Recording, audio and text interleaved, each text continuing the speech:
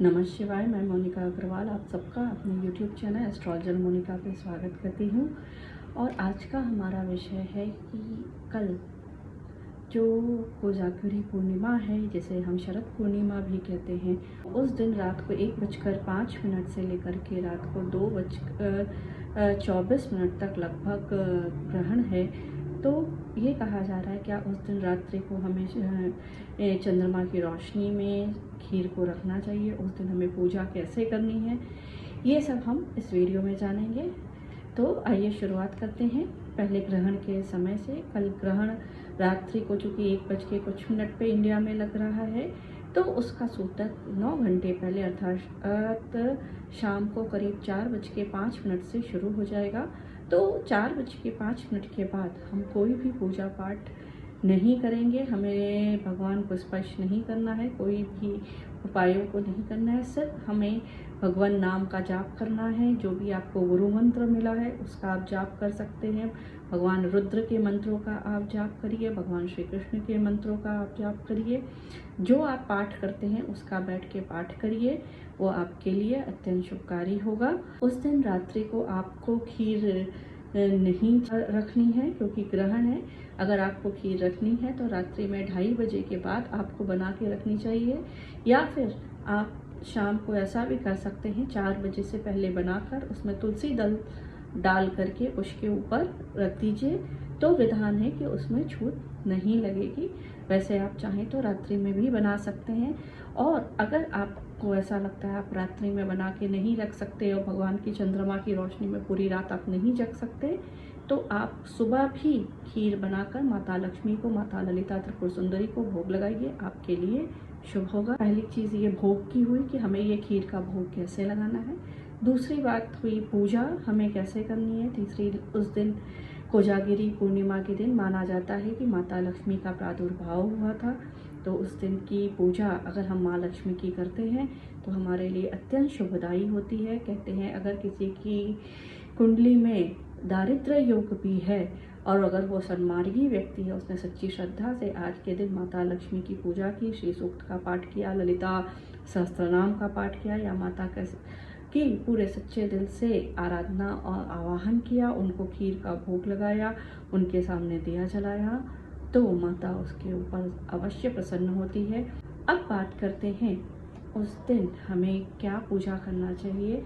ग्रहण लगने से पहले सुबह के समय आप प्रातःकाल उठ करके माता लक्ष्मी का आवाहन करें, उनका पूजन करें, उनको गन्ने के रस से उनका अभिषेक अत्यंत शुभ माना जाता है। आपके घर में अगर लक्ष्मी जी की मूर्ति नहीं है तो आप एक सिक्का रखकर भी कटोरी में उसकी जो है पंचोपचार पूजन करिए, बैठ के श्री सूक्त का पाठ करिए, कनकधारा स्तोत्र का पाठ करिए, या फिर ललिता सहस्त्रनाम का पाठ करें, या जो भी गुरु मंत्र अगर आपको लक्ष्मी जी का मिला है तो उसका आप जाप करें। इसके साथ ही माता रानी को आप चाहें तो सुबह खीर का भोग लगाएं, आपके लिए अत्यंत शुभ होगा। माँ को घी का भोग लगाएं, घी से उनका स्नान कराएं, आपके लिए जीवन में सुख समृद्धि के रास्ते खुलेंगे। जो पूर्व जन्मों के कर्मों से जो कष्ट इस जीवन में आ रहा है उससे माता रानी आपको ज़रूर मुक्त करेंगी, अगर आपने सच्ची श्रद्धा के साथ माँ का आवाहन किया। इस शरद पूर्णिमा के दिन माना जाता है कि गोपी गीत का अगर हम गान करते हैं तो हमारे अनाहत चक्र खुल जाता है, हमें हृदय के कोई रोग नहीं होते। अगर कोई रोग है तो उसमें हमें बहुत फ़ायदा मिलता है। तो गोपी गीत का पाठ अगर आप करते हैं तो आपके लिए बहुत फलदायी होगा।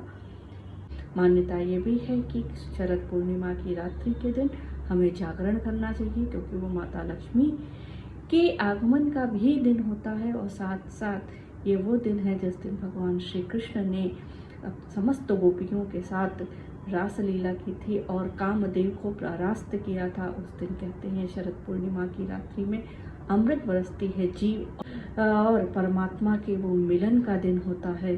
अर्थात उस दिन रात्रि में अगर हम जागरण कर सकते हैं, हमारा स्वास्थ्य उत्तम है तो हमारे लिए अत्यंत फलकारी होता है। हम आध्यात्मिक और भौतिक दोनों उन्नति करते हैं। इन सब के साथ साथ इस बार रात्रि में ग्रहण भी लग रहा है, जो कि अत्यंत शुभ समय होता है किसी भी मंत्रों की सिद्धि के लिए, किसी भी आध्यात्मिक उन्नति के लिए और अपने अंदर ईश्वर को प्राप्त करने का सबसे स्वर्णिम काल माना जाता है। एक तो शरद पूर्णिमा की रात्रि है, उस पर से आपका ग्रहण भी लग रहा है, तो इस अमूल्य समय को हमें जाने नहीं देना चाहिए। उस समय पे बैठकर हमें अपने गुरु मंत्रों का जाप अवश्य करना चाहिए, साधनाएं अवश्य करनी चाहिए। आप उस दिन की साधना आपको पूरे वर्ष पर्यंत आपके जीवन में आने वाली ग्रह बाधाओं को शांत करेगी। आज के दिन हमें भगवान श्री कृष्ण का जाप करना चाहिए, उनका ध्यान करना चाहिए, राधा रानी की आप आराधना करें, उनके थोड़ी देर सत्संग करें, आपको बहुत लाभ होगा। पूर्णिमा का दिन है, पूर्णिमा के दिन मान्यता ये भी है कि अगर हम सत्यनारायण भगवान की पूजा करते हैं, उनकी ये पूरे विधि विधान के साथ, पूरे भाव के साथ उनका आवाहन करके उनकी पूजन और कथा करते हैं, तो हमारे जीवन के बहुत सारे कष्ट दूर हो जाते हैं। तो कल आप अवश्य ऐसा करें अगर आपको सामर्थ्य है और आपके लिए फीजिबल है तो।